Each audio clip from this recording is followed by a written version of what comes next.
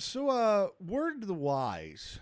If you decide to try to get the Grand Theft Auto 3 Platinum Trophy for yourself, do yourself a favor and do as much of the side content as you can before you do the main game. I can hear some of you in the back. Literally, I can hear you rolling your eyes because you have the same trauma that I do about trying to do certain things when every gang in the game becomes so hostile that literally the smell of you triggers their animal instincts for pure murder. For the rest of you, just take my advice. For the love of God, I am trying to save what is left of your soul. Grand Theft Auto 3 is incredibly fun, but if you do things in the wrong order, it can go from incredibly fun to the literal most frustrating game experience of your entire life. Wasn't that just great? Anyway, now that you're here, my experience in getting the Grand Theft Auto 3 Definitive Edition Platinum Trophy. We start off with a pretty easy one. First day on the job, all that you have to do is somehow manage to not fuck up the easiest thing in the world, driving down the street with a passenger in the car. You just run him over with his own car. Yeah. Jay! You pick up Misty from the clinic, you bring her back, Luigi's happy, you get more work, and you get your first trophy. Nice and simple. Yeah, first one! All right. First day on the job. All right. Now again, I immediately stress that you begin doing side missions, which is why I then went on to do the vigilante missions, the taxi missions, Our Father, who art in heaven, hallowed be thy name. Thy kingdom come, domino. Don't we be done? Give us this day our daily cheesy bread, and forgive us our debts as we use too many credit cards, and lead us not to Little Caesars. Deliver us 30 minutes or less. Divine is the box, and the power, and the extra cheese forever. Amen. And of course, perhaps what could be considered among the most frustrating, the paramedic missions. Excuse me. Sorry. Now, the reason I say this is particularly frustrating is because these missions have a knack for bringing out the rager in all of us, because we have to get through level 12 consecutively without failing a single one. Oh, no. Sorry. Don't you dare do it, Hummer. No, Hummer, no! You get off of him! Get off of him! Oh, this is bad. Oh no. What have you done? Oh, no!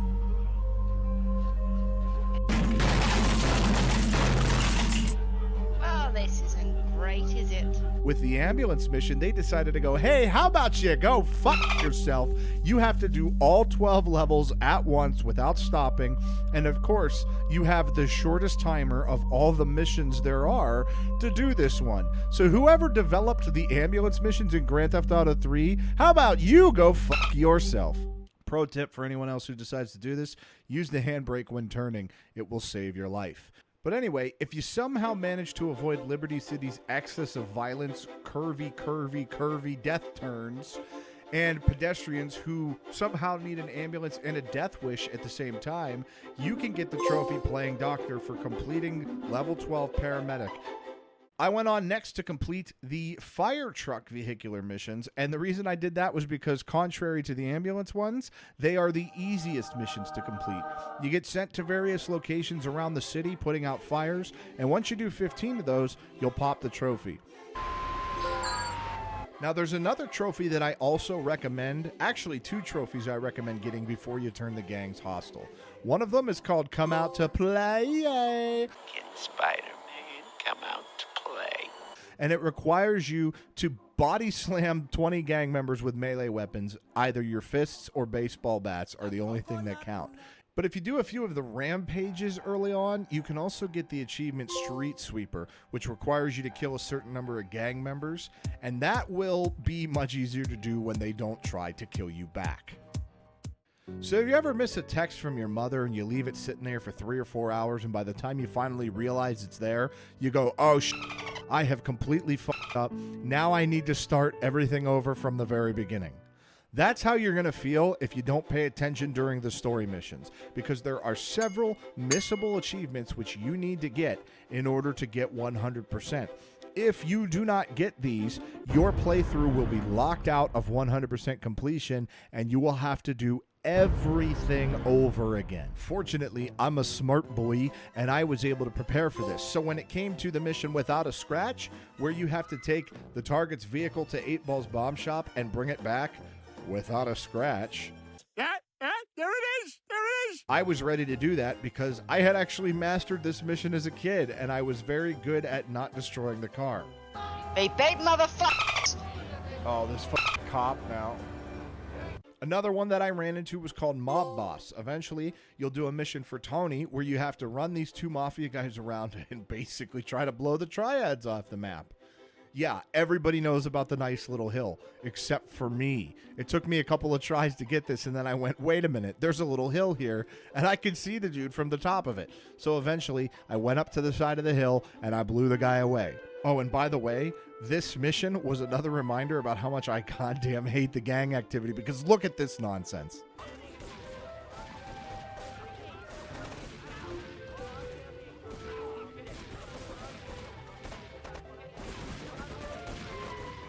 Now, at this point, I had planned ahead because the next trophy I was going to get was called Planned Ahead. Oh, that's why they call it that. Anyway, what I had to do was take Chunky Lee Chong. Goddamn, 2001 was a different time. I had to take Chunky Lee Chong's car to 8Balls, park it back there, activate the bomb so that when I chased him down the street, he would get into the car and go kablooey. For the trophy, got this figured out, I had to pick up 8 WWF divas and drive them to a police party so they could all get laid. Fun fact about this mission, I got the trophy even though apparently I didn't park the bus in the correct spot. This is one of those places where the definitive edition is a little finicky because apparently if you don't pull the coach up far enough, you don't complete the mission in time, but you can still get the trophy, which means you need to do the mission again and make sure you do it correctly. It was a whole thing. So if you complete the storyline missions, there are several trophies you're going to unlock for doing several missions. You have one for offshore delivery, picking up packages for Donald Love. You get one for killing Salvatore Leone, last requests. Also, that's the one that turns the Mafia hostile, so be very careful with that one. And you'll also get several side trophies like disposing of the evidence for putting a car in the crusher if you do all the missions for the first island. But there's several little side things I almost forgot about that I needed for 100%. And one of them was actually another trophy, Man Toys. There's several little vans hidden all over the game. You have to get in these vans and use RC toys to blow up gang vehicles. If you don't do these, you'll skip a trophy and you can't get 100%. I actually amassed my millionth dollar. My $1 million! When I was doing the fire truck missions on the second island and I crashed into somebody. Apparently, running into people with fire trucks generates money. And fun fact, this is also true of your local municipality. So the next time you see a fire truck absolutely annihilating downtown traffic in your area, just remember, it's for the good of your local fire department's budget. Congratulations, sir! You have just given me my $1 million! Great. What do I win? I also got the right-hand man trophy, which is apparently earning a criminal rating of 2,500, which I don't know if there's even a way to track that in the game. And I got it randomly walking around with the two mafia dudes from the Mob Boss trophy. Now, you'll get the trophy for reckless driving when you do the first stunt jump. But for me, I actually put off the stunt jumps until the end of the game. So when I went back through and got them all, that was when I finally got the trophy Wheels Up. Well, sort of. You see, I had a nightmare scenario because as I was going back through and doing this, I had 19 of the 20 stunt jumps completed. Apparently, I missed one of them. Oh, boo-hoo! Let me play a sad song for you on the world's smallest violin. There's no way to track which stunt jumps you have actually completed within the game. You basically have to take a guess which one it is that you missed.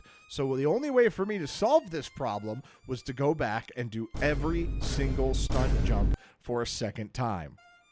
By the time I was done with this, I was so exhausted of jumping and not being sure if I landed in the right place that when I got to number 19, I was actually hopeless that I had glitched or that somehow one of these just was never going to pop no matter how I landed, and I was going to be locked out of 100% at 99%. That was until I did jump number 19, which is this goofy little one on Shoreside Vale, where you actually have to land perfectly in front of this second ramp. Good news is you just have to land in front of that ramp, and when that one was the one that I had missed and I popped 100%, I was over the damn moon. You will not believe the literal guttural sound that I made inside of my house when the platinum trophy finally popped. And of course, I couldn't even have my moment because I exploded as soon as I landed. Well, that was my experience platinuming Grand Theft Auto 3, the Definitive Edition on PlayStation 5. It was my first platinum trophy, and I got to admit, it has started an addiction within me. So you can keep your eyes open as I will be playing Grand Theft Auto Vice City, and I will also eventually get to Grand Theft Auto San Andreas. And boy, that last one is going to be fun, if not torture. So thank you very much for watching. My name is Jay. If you had a good time here, leave a like on the video, drop a comment, let me know what games you'd like to see me platinum next, hit the subscribe button. All of those things are free, and they actually do help. It's not just something that YouTubers say to you all the time. Thank you very much for watching, and we'll see you next time for more Platinum Trophy hunting.